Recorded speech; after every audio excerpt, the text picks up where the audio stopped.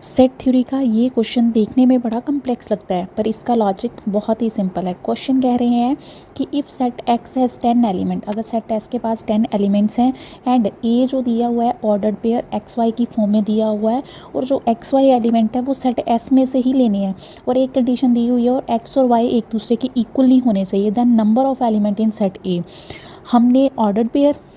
X Y बनाने हैं और x और y दोनों कहाँ से लेने हैं, हमने सेट S से लेने हैं।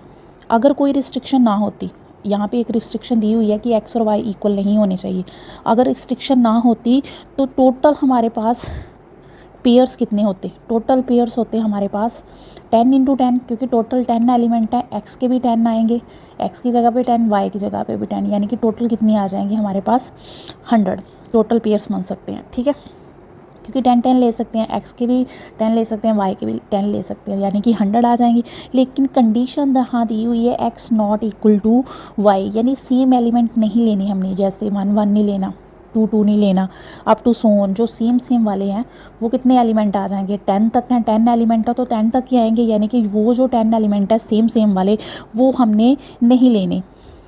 हमने x इक्वल टू वाई वाले एलिमेंट नहीं लेने, क्योंकि कंडीशन हमें दी हुई है x not equal to Y. जब हम टोटल में से वो जो हमने x is equal to Y वाले एलिमेंट है वो माइनस कर देंगे, यानी कि टोटल 100 है, x is equal to Y वाले कितने हमारे पास 10 है, टोटल कितने आ जाएंगे हमारे पास 90 पेयर ऐसे होंगे जिसमें x not equal to Y होगा। ठीक है, इस क्वेश्चन को हम एक और तरीके से भी कर सकते हैं, परमुटेशन के तरीके से भी, तो सिर्फ 5 सेकंड में ये सॉल्व हो जाएगा। क्वेश्चन हमें पता है कि हमने एक्स वाई के ऑर्डर पेयर बनाने हैं, यानी 2 पोजीशन हमने फिल करनी है एक्स और वाई। हाँ, तो और एलिमेंट हमने रिपीट नहीं करना, क्योंकि उन्होंने बोला हुआ है X not equal to Y, तो जो फर्स्ट वाली पोजीशन होगी वो कितने वेज हो सकते हैं, उसके पास 10 चॉइसेस हो सकती हैं, 10 वेज हो सकते हैं, क्योंकि हमें पता है वाई एक्स, ये एक्स की चॉइसेस होगी, वाई एक्स के बराबर नहीं है। अगर इसके पास 10 चॉइसेस है तो इसके पास कितनी बच जाएंगी, 9 चॉइसेस, यानी कि टोटल हमारे पास चॉइसेस कितनी आ जाएंगी, वेज को हम मल्टीप्लाई कर देंगे या चॉइसेस को हम मल्टीप्लाई कर देंगे तो हमारे पास आ जाएंगे 90 वेज, यानी कि 90 एलिमेंट आ जाएंगे। इसको हम मैथमेटिकल जो वे है उससे हम ऐसे भी लिख सकते हैं 10p2 परमुटेशन के तरीके से, यानी कि 10 ×